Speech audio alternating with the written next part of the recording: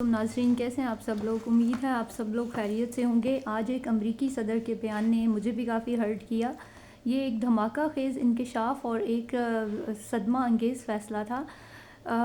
صدر Donald Trump نے مسلمانوں کے دل چیر کے رکھ دیے۔ انہوں نے آج ایک فیصلہ صادر کیا ہے کہ امریکی بینکوں میں جو عراقی سیاستدانوں کی جمع کی ہوئی رقم ہے وہ اب امریکی عوام کی ملکیت ہوگی۔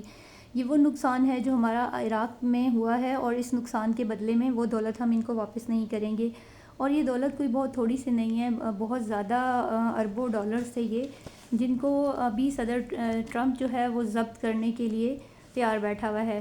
یہ وہ رقم ہے جسے غریب عراقی بچوں کے دودھ، بیواؤں کے آنسو اور لاشوں کے انباروں پر لگایا جا سکتا تھا، لیکن یہ رقم جو ہے وہ ابھی ایک اجنبی حق کے نام پر چھین لیا گیا ہے۔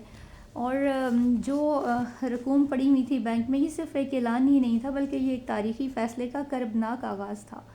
اور اس میں جن لوگوں کے رقوم کے بارے میں فہرست جاری کی ہے، امریکی بینکوں نے ایک مبینہ فہرست جاری کی ہے جس میں ان سب لوگوں کے نام ہیں جو عراق کے بڑے بڑے سیاستدان ہیں، اور ان میں کچھ ناموں کا ذکر کروں گی، جس میں ہے نور المالکی، 66 ارب ڈالر ان کا پڑا ہوا ہے امریکن بینکس میں، اور عدنان الاسدی کے 25 ارب ڈالر، صالح المطلق کے 28 ارب ڈالر، باقر الزبیدی کے 30 ارب ڈالر، باہ الارجی 37 ارب ڈالر، محمد الدراجی 19 ارب ڈالر، سلیم الجبوری 15 ارب ڈالر، سعودون الدیمی 18 ارب ڈالر، فاروق العربی 16 ارب ڈالر، عادل عبد المہدی 31 ارب ڈالر، اسامہ التجیفی 28 ارب ڈالر۔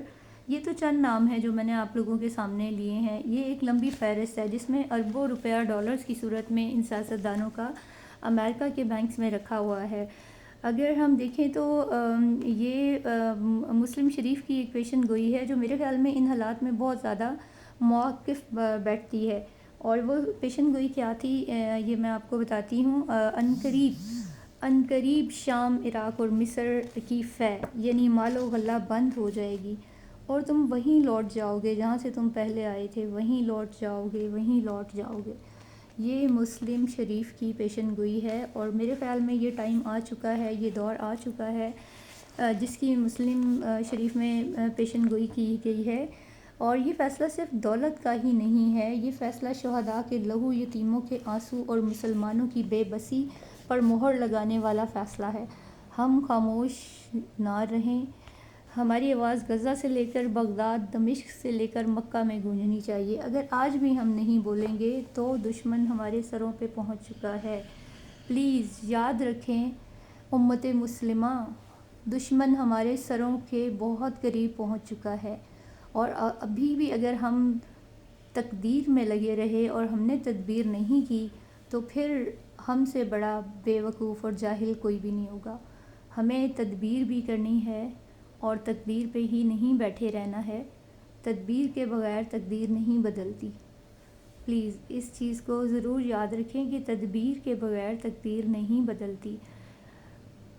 آج کا میرا موضوع بس یہی تھا، اور یہ ایک خطرناک فیصلہ سامنے آیا ہے، اور اس کو دیکھ کے میں خود لرز گئی ہوں، کیونکہ ہمارے تو بہت سے لوگوں کا پیسہ وہاں پڑا ہوا ہے، بہت سے ممالک کا پیسہ وہاں پڑا ہوا ہے، سارے ملکوں کے ایوانوں میں، کویت،